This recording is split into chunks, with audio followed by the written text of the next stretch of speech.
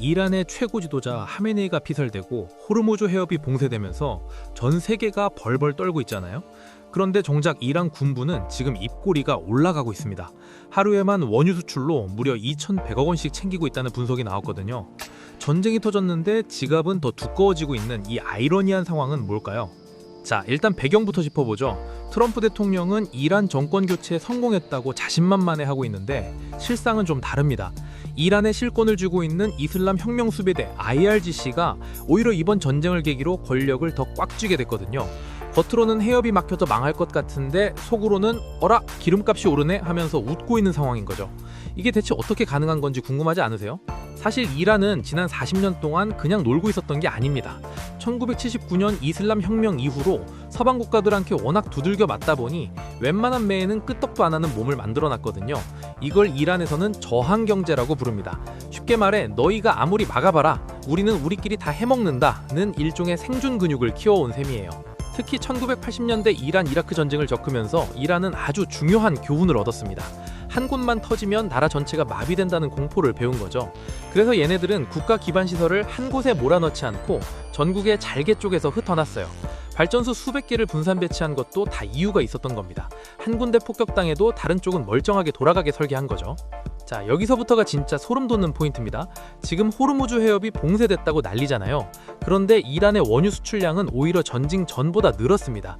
하루에 최대 180만 배럴을 팔아치우고 있는데 이게 작년 평균보다 더 많아요. 심지어 전쟁 때문에 기름값이 껑충 뛰었죠. 그러니까 파는 양은 늘고 가격은 비싸졌으니 그야말로 노다지를 캐고 있는 겁니다. 아니 길목이 막혔는데 어떻게 기름을 팔아요? 라고 물으실 수 있습니다. 이게 바로 이란의 꼼수 경제거든요. 얘네들은 이미 수십 년 전부터 서방의 금융망을 우회하는 법을 마스터했습니다.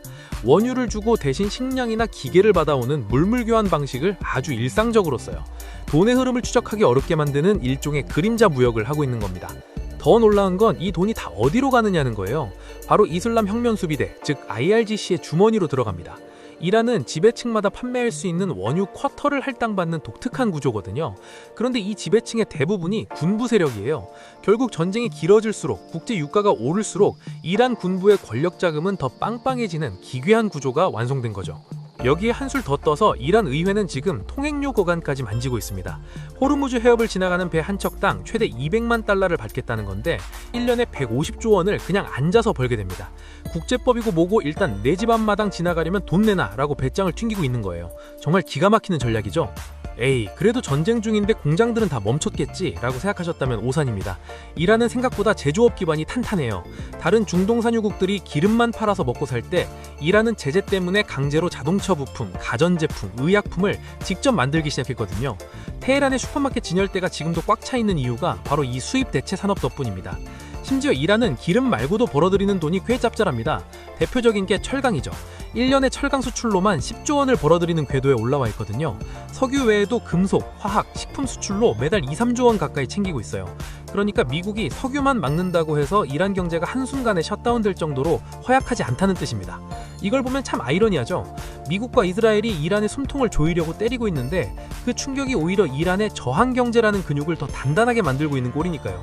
이란 전직 관료들은 전쟁이 1년 더 가도 버틸 회복력이 있다고 큰 소리를 칩니다. 자, 정리하자면 이란 정권은 지금 두 가지 무기를 들고 있는 겁니다.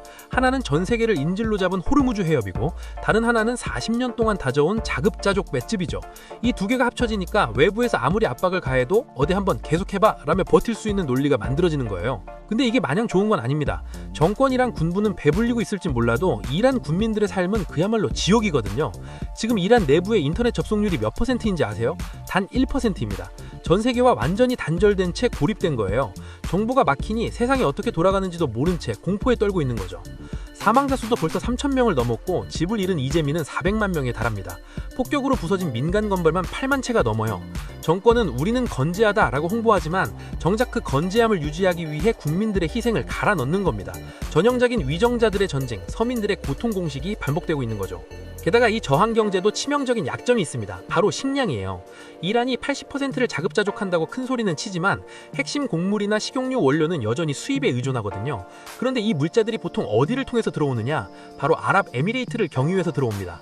문제는 이란이 지금 아랍에미레이트와 굉장히 관계가 나쁘다는 거예요. 호르무즈 해협을 봉쇄하면서 주변국들의 물류 경로까지 다 꼬여버렸거든요. 자칫 잘못해서 이 경로가 완전히 끊기면 이란은 기름은 많아도 당장 먹을 쌀이나 사료가 부족해지는 심각한 병목 현상에 직면할 수 있습니다. 맷집도 배가 고프면 소용없으니까요. 또 하나, 미국과 이스라엘의 타격 목표가 바뀌고 있다는 것도 큰 변수입니다. 예전에는 군사시설만 때렸다면 이제는 철강 공장이나 발전소 같은 핵심 인프라를 정조준하고 있어요. 이란의 자랑인 비석유 수출의 핵심인 철강 산업이 무너지면 외화 수입이 반토막 나는 건 시간 문제거든요. 전문가들은 이란이 지금 버티기는 잘하고 있지만 성장은 불가능한 상태라고 진단합니다. 전쟁이 끝나더라도 무너진 인프라를 복구하고 경제를 다시 일으키려면 최소 10년 이상은 후퇴할 거라는 분석이에요. 당장의 권력을 지키기 위해 나라의 미래를 통째로 저당 잡히고 있는 셈이죠. 이 상황 좀 못 느끼었나요? 트럼프 대통령은 이란의 돈줄을 꽉 쥐면 정권이 금방 무너질 거라고 믿었거든요. 그런데 결과는 정반대였습니다. 경제가 힘들어지니까 대화로 문제를 풀자는 원건한 사람들은 힘을 잃었고요. 오히려 전쟁에서 이겨내자라고 주장하는 군부 세력이 나라의 모든 돈과 자원을 독점하게 된 겁니다. 그러니까 외부에서 압박을 하면 할수록 이란 정권의 권력은 군부를 중심으로 더 단단하게 뭉쳐버린 거예요. 결국 이란의 저항 경제는 승리하기 위한 경제가 아니라 죽지 않기 위한 경제인 거예요. 정권 유지라는 한 가지 목표 하나를 위해 민간 경제를 완전히 잠식하고 국민들의 인터넷까지 끊어가며 버티는 이 처절한 생존 게임. 과연 이 게임의 끝에 남는 건 무엇일까요? 이란 사태는 돈과 권력이 아주 지저분한 인면을 보여줍니다. 누구는 폭탄이 터지는 와중에 하루에 수천억 원을 벌고 누구는 한 끼 식사를 걱정하며 어둠 속에 갇혀있죠. 국제정세라는 게 단순히 옳고 그름의 문제가 아니라 철저하게 누가 이득을 보느냐의 싸움이라는 걸 다시 한번 확인하게 됩니다. 과연 이란의 저항 경제는 언제까지 버틸 수 있을까요? 여러분은 이 아이러니한 상황을 어떻게 보시나요? 댓글로 의견 남겨주세요. 오늘 영상 여기까지고요. 다음 영상에서 만나요. 감사합니다.